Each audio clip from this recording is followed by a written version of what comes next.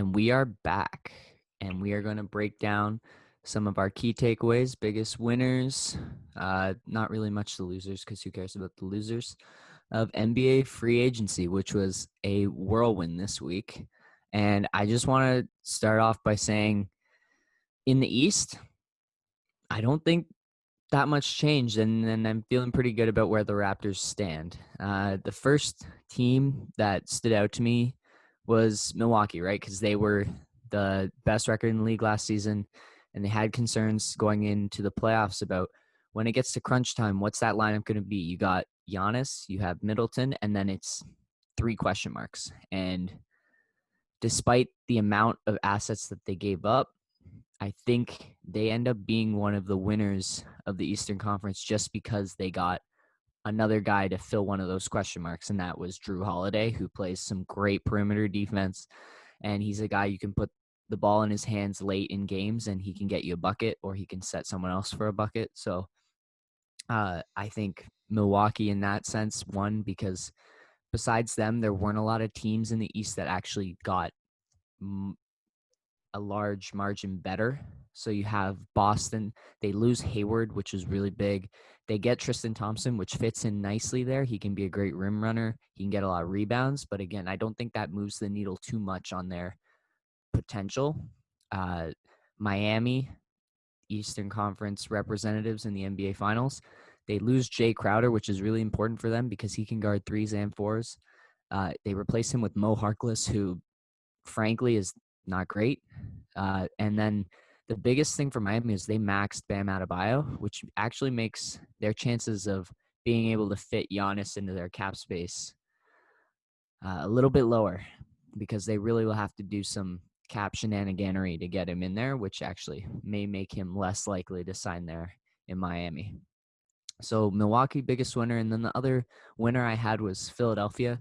And again, they didn't move their needle too much, but it was more of an addition by subtraction. They moved Richardson, they moved Horford out, and they brought in some shooters. So just it opens up the floor for Simmons and Embiid to go to work. And that was kind of what I like to see. And of course, Daryl Morey is a great general manager. So that was probably honestly their biggest transaction that they made in the offseason was no one on the court, but getting Morey off the court. And Doc Rivers hopefully will be able to, he'll be able to increase the productivity of those 2 stars. But he had the Clippers lose 3-1. They're up 3-1 to the Nuggets and they lost. So how much is Doc Rivers going to change that Philly team? It'll be interesting to see.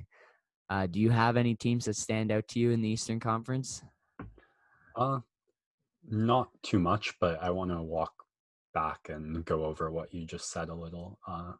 So starting with Milwaukee, I agree with everything you said about Jrue being a great addition to them, especially in the playoffs.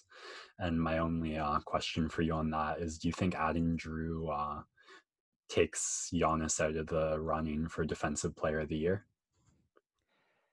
No.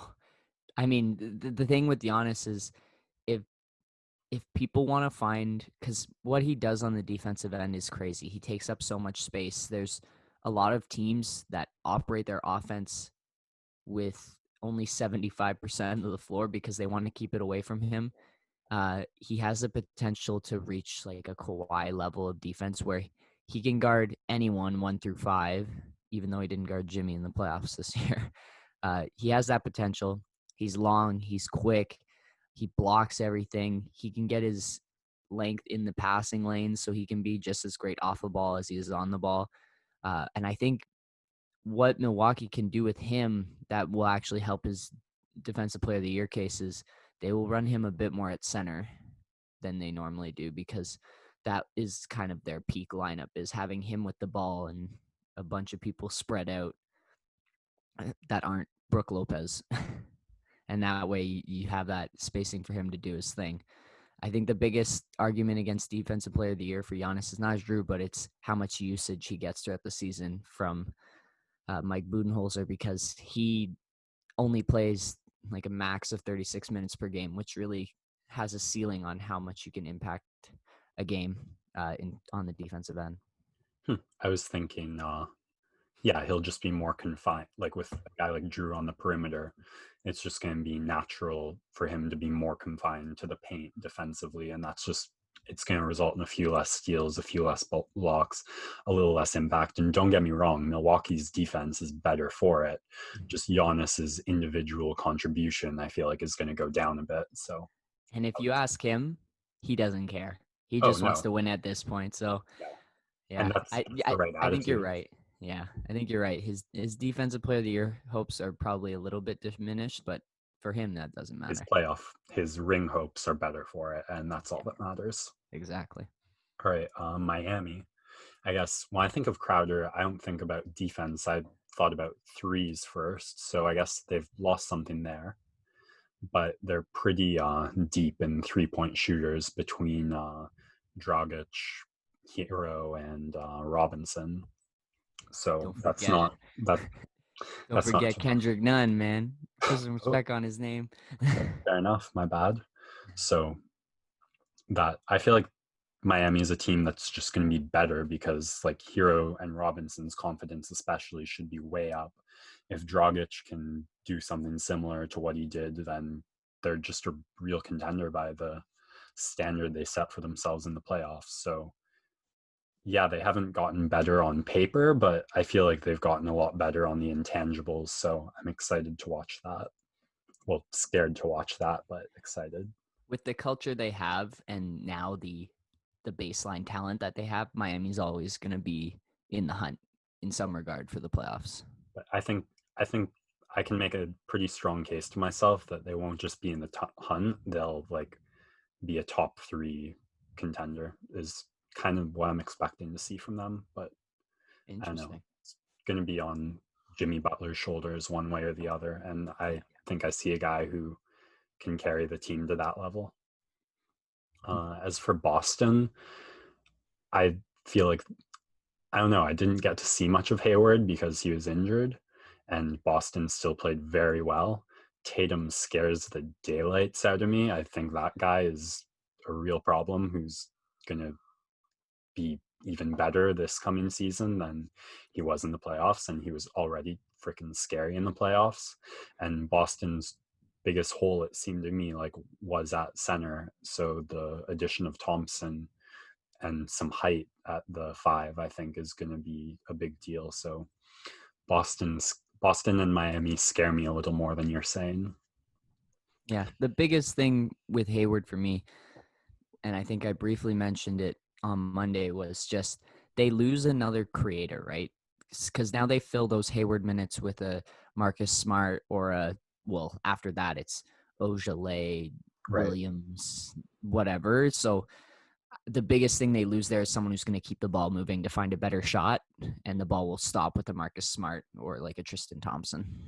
It will, but I think I don't know. I mean, I guess they could really use a play creator off the bench, but I think Kemba and Tatum are good enough play creators that you let Marcus Smart sit on that corner 3, and like they need to guard him. He can hit that shot consistently enough.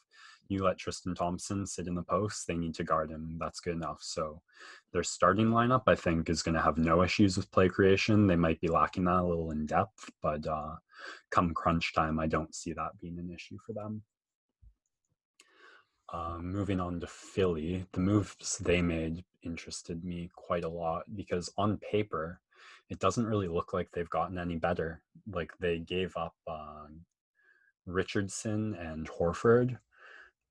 Shit, I didn't label the names, but this is Horford. So last season, he put up 30 minutes, 12 points, 45% field goal, 35% 3-point shooting, 6.8 rebounds, 4 assists, 0.8 steals, 0.9 blocks. They traded him for Green, who in 25 minutes put up 3 less points, a 4% less field goal percentage, roughly the same 3-point percentage, half the rebounds, a quarter of the assists, a little more steals and less blocks. Now, I think it's something of a, and they're, I think, 1 year apart in age. So I think that's something of a gamble on Morey's part that Green is going to have a bigger role to play, and if you give him more minutes, he'll be able to look more like he did with the Raptors the season before, So which the main thing that stands out is his 3-point percentage was 10% higher. yeah, so the biggest thing with Green and Horford, right, is Horford he's going to clog everything in that Philadelphia system. You can't run Horford and Embiid at the same time. It's two centers. So with Horford there at the money that he was making, he just he ruined the spacing in that offense, and they tried working it with him coming off the bench, and it just didn't work. So he was too expensive of an asset. They clear out that space because they may be in on Harden, which we'll get to later, and they get rid of a guy who just clogs up their spacing. And Danny Green at least provides a credible threat to be an outside shooter and provides a little bit more of that perimeter defense, which they need after they traded Richardson. So yeah, I just think in that regard, it was really important. And they had to offload a first round pick to get rid of Horford. But I mean, that contract was deemed by a lot of people to be untradeable. So I think it's a win that they got it off their books. Right. Do you think they suffered all then from less depth at center? Well, that's the thing with Philadelphia is now they have those two big dudes. So Embiid can play a ton of minutes at center. And then they've got Ben Simmons, who they could, in theory, run at center in a small ball lineup. But I mean, looking at their lineup, they lose Horford, but they get more of a defined backup center in Dwight Howard to fill Yes. that space.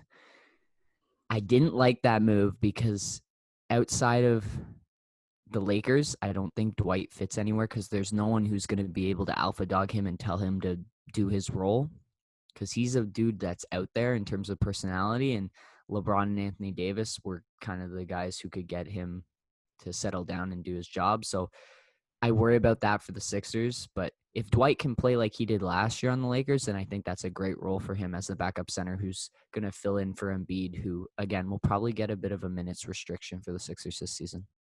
Yeah, I mean, action speaks louder than words, so we'll see about Howard, but I was a huge Howard fan back in the day for pretty arbitrary reasons, but I have his jersey anyway.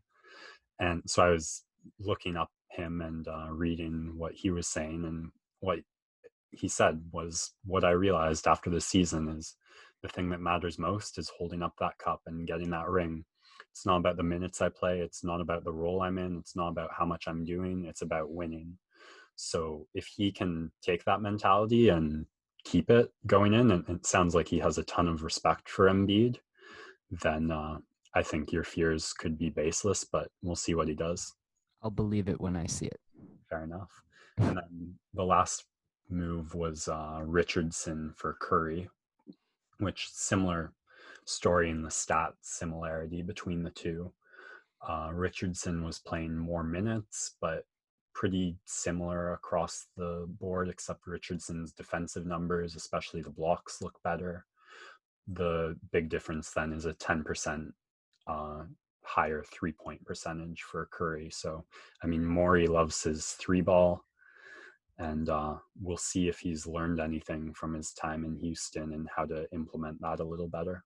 It's a similar story with the Horford trade, right? You're moving out a guy who maybe provides you some better defense and some better rebounding, and you're bringing in a guy who can shoot it better. And I think the stats that they lose with a Richardson and a Horford moving out, they actually get up made for by their stars. So Embiid and Simmons stats, I think, have the potential to go up because they'll have more spacing around them to do the things that they do.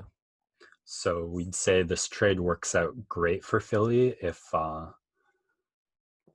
we see similar stats coming from those guys, but like the 3-point shooting lets Embiid and Simmons go to work in the paint a little more.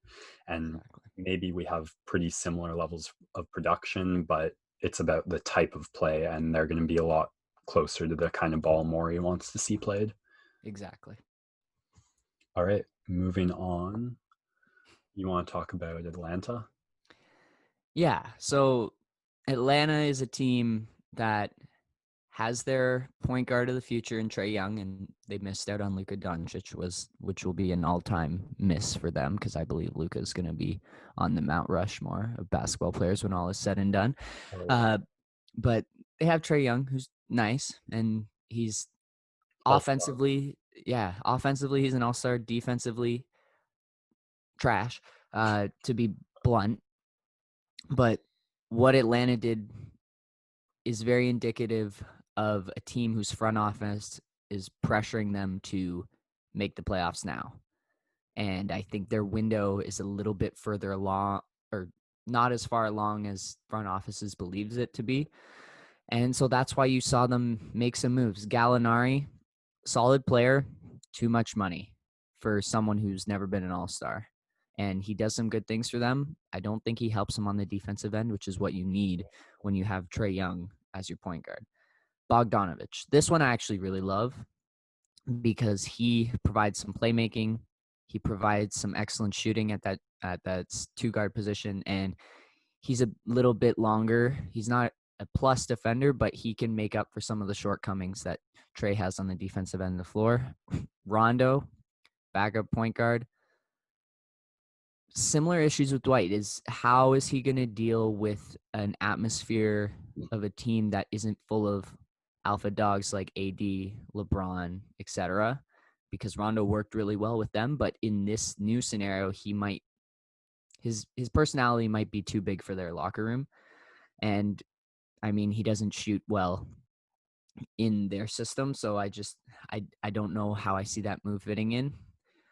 Alternatively, at the guard position, they also got Chris Dunn, which flew under the radar, but is actually a great move because Chris Dunn is deceptively one of the better perimeter defenders at the guard position in the league. And he really stepped up last year for the Bulls. So this is, again, a move I think they made in order to help Trae Young on the defensive end because Chris Dunn can take the bigger, tougher assignments at the guard position. You can hide Trae a little bit more. And I mean, besides that, Atlanta, the moves are all right, but I think their ceiling is kind of a 7 to 8 seed in this Eastern Conference where a lot of those teams stayed steady or got a little bit better. I don't think any of those top 7 teams are really going to drop out of that playoff picture. So it'll be interesting to see how Atlanta does when they are pushing for the playoffs this year. Fair enough. I don't have much to add for that. I guess I'll just ask you, what has to happen from Gallinari and Bogdanovich for it to have been the right move, and what happens most likely, in your opinion, that makes it the wrong move? Well, so Gallinari just has to keep up that same production that he's had the last couple of years in Los Angeles and Oklahoma City. He's going to be your kind of bubble all-star player who puts up decent offensive numbers. And then on the defensive end, he just has to be a body that can stay in front of his matchup. Besides that, they can't rely on him too much more than that. The biggest one to see will be Bogdanovich because a lot of people are high on him and his ability to take a big step forward because he had to split a lot of his role with Buddy Hield and De'Aaron Fox in Sacramento. So in this new role, he might actually have some opportunity for growth. The problem is Trae has the ball in his hands a lot of the time. So now with Bogdanovich, maybe it gives him some potential to move off the ball and Bogdanovich running a little bit more of that offense. So that'll be a big thing. If Bogdanovich takes the leap that people expect him to make, then that Atlanta team actually looks a lot nicer than what I'm talking about him right now. Do you think they should have stayed a year and seen if they could have picked up been in the race for Giannis? Because Trae Young and Giannis on the same team would be terrifying. It would be nice. I don't think Giannis has them in his sights in terms of teams that he's looking at. So, and they had pressure from management. They had a ton of cap space this year. And so they kind of went in looking to make the playoffs. They didn't give up a realistic opportunity by making these signings. Yeah. And And they drafted Okongwu, who I think is going to be a great prospect. But besides that, they didn't give up any of their future. They just made a ton of signings, which may hinder them in terms of cap flexibility down the line, especially when they're probably going to have to max Trae when his rookie deal's up. So in that sense, their long term isn't hindered that much. But I just think it's a lot of money to spend on some of these guys for a team's that ceiling is not like I don't think they'll make it to the second round. All right. Then last up is Brooklyn. So give me your thoughts. Or actually, I'll go first. And mainly, I don't really know what to expect from Brooklyn because the core of that team we haven't seen yet. We haven't gotten to see Kyrie and KD play together. And I guess the thing that I'm wondering most is what are Levert and Dinwiddie going to do when KD steps up? Are they going to be able to maintain that production that they had, which was pretty good, but they're going to have less room to do that. So what's the Kyrie KD core going to look like, and what can we expect from Dinwiddie and Levert? So the ceiling of this team is how good Kevin Durant ends up being coming back from injury. If he is the same or 90% of the Kevin Durant of old, then this team instantly becomes a finals contender. If the injury hinders him, then they're going to slide down the rankings because I just don't think Kyrie has the ability to carry a team. It has to be from Durant. In terms of Dinwiddie and Levert, I think honestly one of them gets dealt before the season's done.